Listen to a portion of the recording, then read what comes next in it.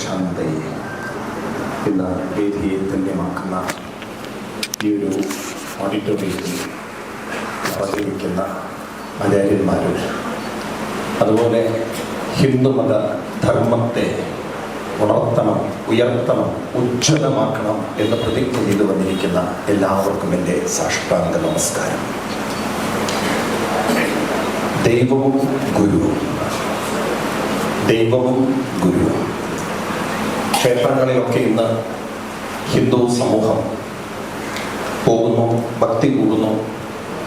പക്ഷെ ഇതെല്ലാം ഒരു വിശ്വാസത്തിലേക്ക് മാറുമ്പോൾ ഗുരുവുണ്ടെങ്കിലേ നമുക്ക് ഐക്യവും ഒത്തൊരുമയും ഉയർച്ചയും ശക്തിയും അവസാനം അമൃതത്വവും ഉണ്ടാവുകയും ഓരോ മനുഷ്യരിലുള്ള കഴിവിനെ വളർത്താൻ, ആത്മീയത വളർത്താൻ വഴി കാണിക്കാൻ സാധിക്കുന്ന മഹാപ്രതിഭകളുടെ മുന്നിലാണ് നാം ഇരിക്കുന്നത്. ജീവിതത്തെ പരിവർത്തനം വരുത്താൻ അനുഗ്രഹിക്കുന്ന വിശ്വശക്തികളുടെ മുന്നിലിരിക്കുക, അവരുടെ സാന്നിധ്യത്തിലിരിക്കുക, അവരുടെ അനുഗ്രഹം നേടുക, ഇതിൽ പരം ഭാഗ്യം എന്ന് വേണം.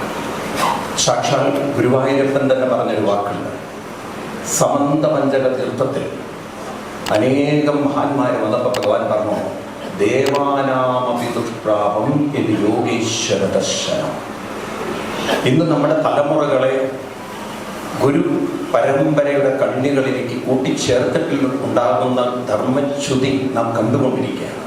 പ്രശാന്ത് ആത്മജി വളരെ ഭംഗിയായിട്ട് അവതരിപ്പിച്ചു. സാമ്പത്തിക സ്ഥിതി, അതുപോലെ തന്നെ വൈവാഹിക മേഖലകളെ, അതുപോലെ തന്നെ ഇന്ന് നമ്മുടെ ബിസിനസ് രംഗങ്ങളെ നാം എവിടെയാണ് എത്തി നിൽക്കുന്നത്? ഐക്യമുണ്ടെങ്കിലേ നമുക്ക് ഉയർച്ചയുള്ളൂ. ഐക്യമില്ലാതെ പോയതാണ് നമ്മുടെ ക്ഷേത്രങ്ങളിൽ ഇന്ന് നടക്കുന്ന കക്കൽ എന്നത് നാം മനസ്സിലാക്കണം. ആദ്യം ആ പറഞ്ഞ വാക്ക് വളരെ ഗംഭീരമാണ്. പാലക്കാട് ഇനി മാറണം, നമ്മൾ ഒന്നാണ്. ഏകത, ഏകത്വം, അത് നമ്മൾ ഉള്ളിൽ ഉറപ്പിക്കണം. വൈവിധ്യതകൾ നമുക്ക് ബാഹ്യമാണ്, ആന്തരികമായി നാം ഒന്നാണ്. ഒന്നാവാനാവട്ടെ നമ്മുടെ ആരംഭം. എല്ലാ ആചാര്യന്മാരുടെയും പാദങ്ങളിൽ സാഷ്ടാംഗ നമസ്കാരം. പ്രണാമം.